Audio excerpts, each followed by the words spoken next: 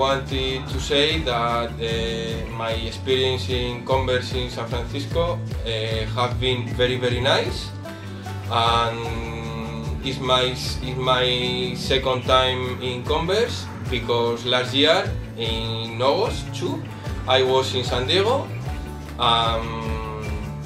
You was in San Diego? I was in San Diego, in Converse San Diego. Okay. In August? Yes. I'm Antonio, I'm from Italy, and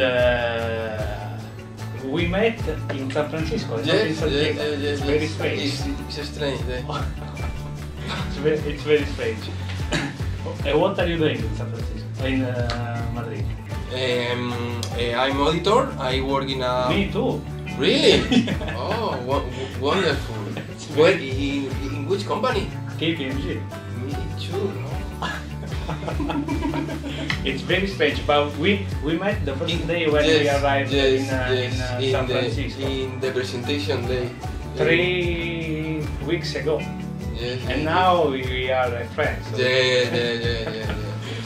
we spend all of the time together, and we enjoy a lot. A lot of tours in San Francisco. Oh yes.